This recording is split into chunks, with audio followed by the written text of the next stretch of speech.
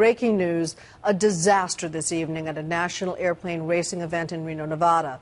Multiple people died and upwards of 50 were injured when a plane flown by a veteran 74-year-old stunt pilot banked into a nosedive and crashed into a spectator area. Eyewitnesses describe a scene of bloody chaos. Reno is one of the few places still to host airplane racing, with pilots flying in excess of 500 miles an hour.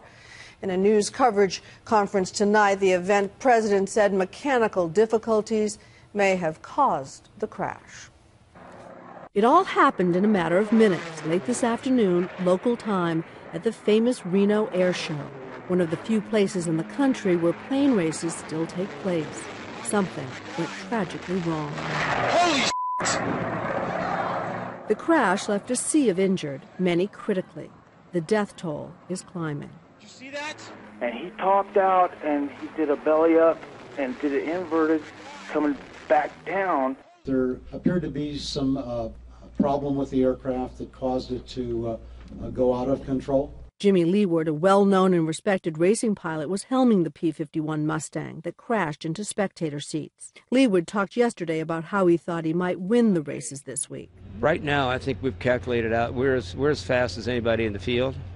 The outcome, of course, was much different. Ty Jacobson was about 100 yards from the crash and took this video. I spoke with him tonight via Skype.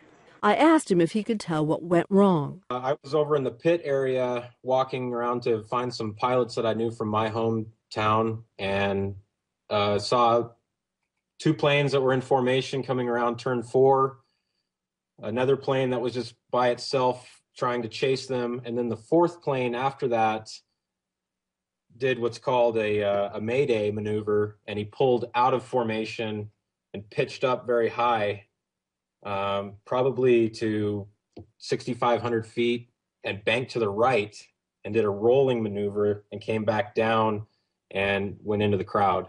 Jacobson knows all about tragedy and air shows. I lost my dad in a plane crash in 1990. He went in at a similar angle of attack. The scene on the ground was dire.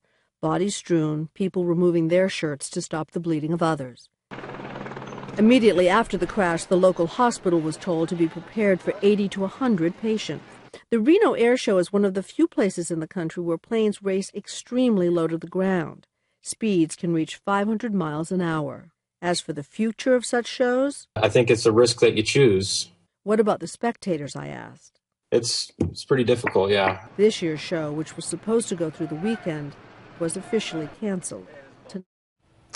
Leeward's plane, a vintage World War II fighter, was named the Galloping Ghost. We're joined now by our aviation analyst, John Nance. The pilot of this plane, Jimmy Leeward, was 74. Is just too old to be racing in an air show?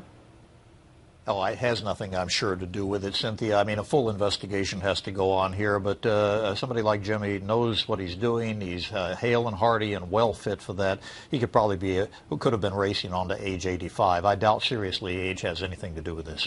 There is so little margin for error, though, John. These pilots flying at such high speeds and so close to the ground. Is it reckless? No, this isn't reckless. Actually, this is why these air races are a spectator sport, just very much the same as the Indy 500 or the Daytona for motor racing, because we know it's on the edge. We know they're flying right to the nth degree of what these airplanes can do, and there is some danger. And there is assumed risk, not only for the pilots, but quite frankly, for anybody who's on the sidelines, although we certainly don't want to make this happen again, or we want to make sure everything can be done to prevent it. Which brings up the NTSB investigation, which will begin tomorrow. What are they going to be looking for, John?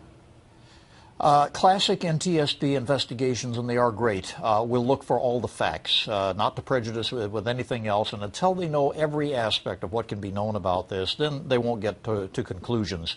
Conclusions basically are then what can we do to prevent this from happening again? And that'll take quite a while. John Nance, as always, thank you so much for joining us this evening.